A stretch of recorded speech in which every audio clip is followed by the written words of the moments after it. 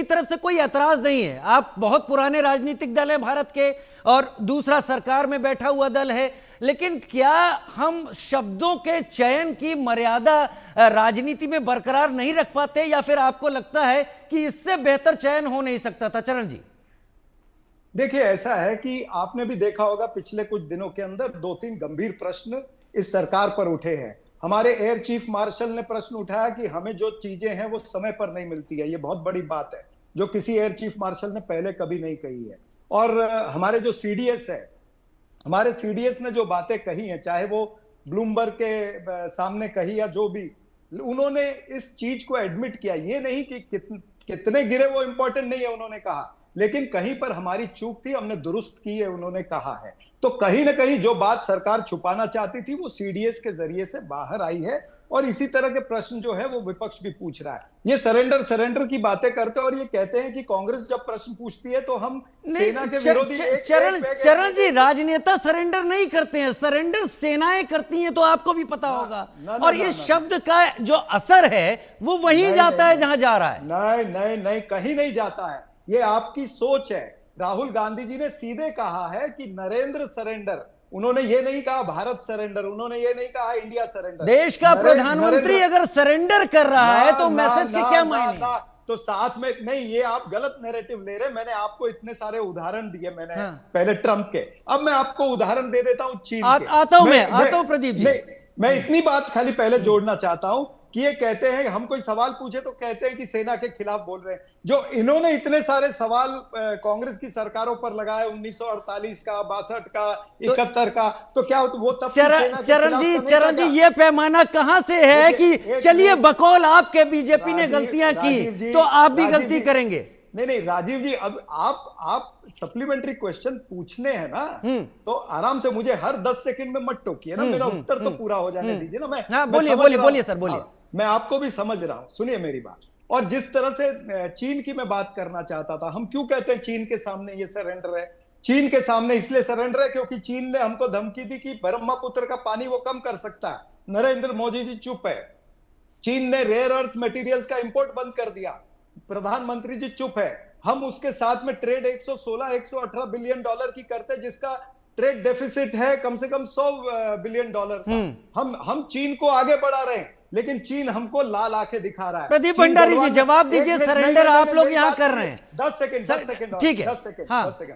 देखिए, चीन हमारे 20 जवानों को शहीद कर देता है गलवान में। प्रधानमंत्री कहते हैं सब चंगासी, ना कोई गुस्सा था, ना कोई गुस्सा है। चरण सिंह जी, इतना तो मुझे भी पता है कि चीन आज तक ये स्वीकार नहीं कर पाया। मेरे पास समय कम है सर। नहीं, 1 मिनट। और जिस तरह से इन्होंने फोटो दिखाई, मैं भी दिखा सकता हूं।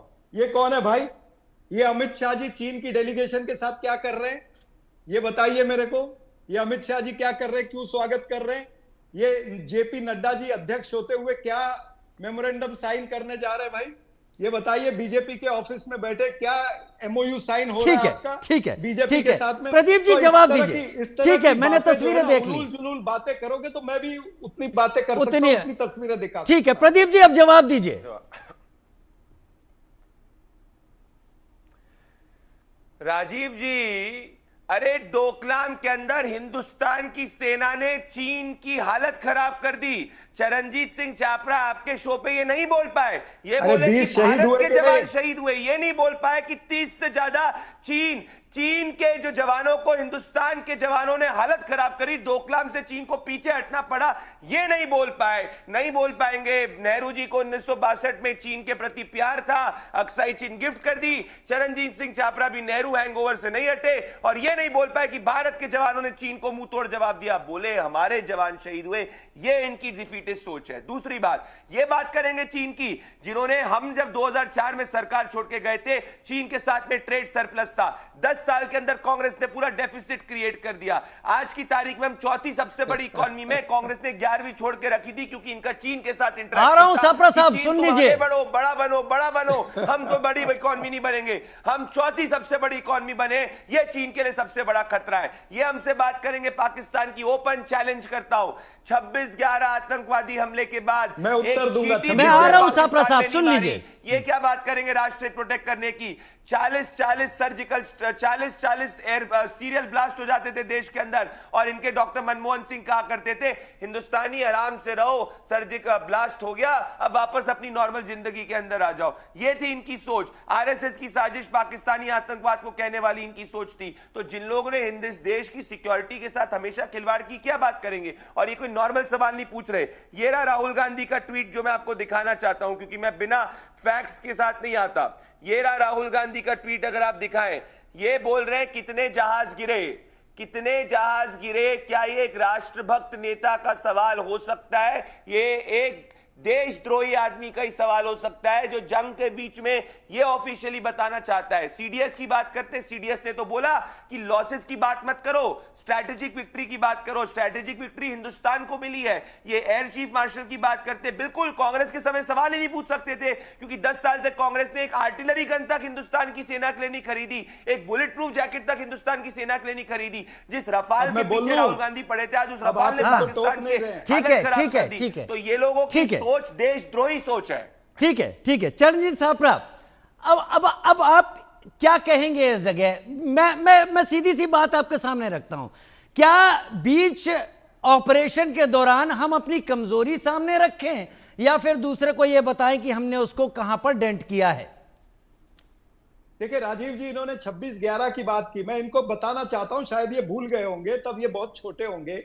26/11 के अंदर जितने भी आतंकी आए थे ना मुंबई के अंदर, उन सबको मार गिराया था, और एक को पकड़ा गया था, उसको भी हमने फांसी पे लटकाया है। तो बड़ी बातें मत करिए। 26/11 के बाद में डॉक्टर मनमोहन, अरे भैया आरएसएस की साजिश कह रहे थे, वो तो भगवान का शुक्र है टुकड़ा मामले में पकड़ लिया चरणजीत सिंह चावड़ा। क्या बात कर रहे हो? ये उत्तेजित हो, क्या बात कर रहे हो? वो तो भगवान का शुक्र है टुकड़ा मामले ने पकड़ लिया, वरना दिग्विजय सिंह तो कह रहे थे कि हिंदुस्तान के किसी व्यक्ति ने मार दिया था 26/11 में। दोनों ही सम्मानित मेहमान है मेरे, दोनों ही सम्मानित मेहमान है। देखिए बचपना मत दिखाइए, जो फैक्ट है उस पे बोल रहा हूं ना मैं बच्चे। मैं यही बोल रहा हूं कि अरे बचपन आप दिखा रहे हो सापड़ा साहब, एक आतंकवादी नहीं मारा आपने पाकिस्तान के अंदर घुस के। अरे आतंकी हमने मुंबई के अंदर मारे आतंकी, तुमने क्या मारा? तुमने आज तक आतंकी पकड़े क्या? पहलगाम? अरे वो तो हमारी फोर्सेस ने मारे, आप लोगों ने क्या किया पाकिस्तान को घर के अंदर, जब हमारे घर के अंदर घुस के 100 से ज्यादा लोगों को मारा, सर्जिकल स्ट्राइक तक नहीं करी आपने। शांत, मेरी एक लाइन सुन लो। अभी नरेंद्र मोदी पकड़े जाएंगे, हमने उनके आकाओं को मार दिया, पाकिस्तान के 300 किलोमीटर अंदर घुसे सापड़ा साहब की शक्ति रखिए। आप पाकिस्तान में 100 मीटर के अंदर नहीं घुस पाए। नरेंद्र मोदी हम शर्मिंदा है, पहलगाम के कातिल जिंदा है। नरेंद्र मोदी हम शर्मिंदा है।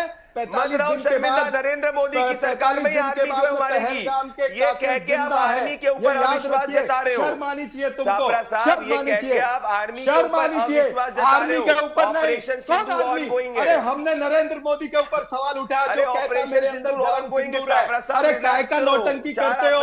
नौटंकी बंद करिए, फिल्मी डायलॉग बंद करिए, ये पीआर टीआरपी और हेडलाइन मैनेजमेंट की राजनीति बंद करिए। ये राजनीति जनता देख रही है। आप तो समझदार व्यक्ति हो, आप तो एक देशभक्त आदमी हो सापड़ा साहब। आप कैसे राहुल गांधी का समर्थन करने लग गए? तुम्हारा ठोक तंत्र यहाँ नहीं, पाकिस्तान तंत्र में मत विश्वास करो सापड़ा साहब। आप देशभक्त आदमी हो, परंतु राहुल गांधी देश के गद्दार है, ये आप भी जानते हो। शर्मिंदा है और पहलगाम के कातिल कोई नहीं, सिर्फ राहुल गांधी शर्मिंदा है, क्योंकि पाकिस्तान की हालत छोड़ दो। सब गद्दार तुम हो। राहुल गांधी क्यों गद्दार हो ये भी बताता हूं, पाकिस्तान की ये हालत भी खस्ता बताता हूं है। क्यों गद्दार हो। क्योंकि आपने आईएसआई को रेड कार्पेट वेलकम दिया। दुनिया जानती है इसलिए गद्दार आप लोग हो। आप नवाज आप शरीफ के जानते हो घर पर 2 एंड हाफ फ्रंट वॉर के अंदर गद्दार आप लोग हो सापड़ा साहब। इसलिए गद्दार हो। आप कब तक इसलिए गद्दार हो पाकिस्तान की बैटिंग करते रहोगे? एक आतंकवादी बता दो जिसको आपने सर्जिकल स्ट्राइक करके 26/11 में मारा हो, मैं मान जाऊं। Open challenge. सावरकर से लेकर के श्यामा प्रसाद मुखर्जी से ऐसे लोग थे अरुणाचल प्रदेश के अंदर सड़क तक नहीं बनाते थे चीन के डर से। भारतीय क्या जनता पार्टी का है। क्या गद्दारों, किससे बात करोगे? देश के गद्दार तुम नहीं हो। सुधरोगे। मैंने गिना दिया 3 बार जनता ने बताया कि देशद्रोही पार्टी को सबक सिखाया, पर नहीं सुधरोगे। कैसे सुधरोगे? मोरारजी देसाई गद्दार। मैंने कैसे गिना दिया कि अरे श्यामा प्रसाद मुखर्जी है तो बंगाल आज जो हिंदुस्तान का हिस्सा है। जवाहरलाल नेहरू का बस चलता तो जैसे पीओके पाकिस्तान को दिया था, ठीक वैसे ही जो है बंगाल का बंगाल के अंदर चुप करके बैठे, पार्ट है वो ट्रंप जाके के सामने पाकिस्तान को चुप दे करके देते। बैठे हैं। चीन के सामने चुप करके शर्म बैठे हैं, आनी इसको चाहिए गद्दारी साफरा कहते हैं। साहब आपको। तुमको शर्म आज- आनी आज चाहिए। आपकी मेरे ख्याल से गद्दार को नहीं, मेरे सरदार ख्याल को से बोलो। आप दोनों गद्दारों